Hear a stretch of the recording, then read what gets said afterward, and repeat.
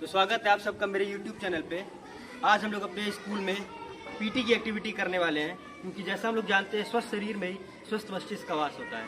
तो आइए अपने बच्चों के साथ पीटी करते हैं और देखते हैं कितना मजा आता है।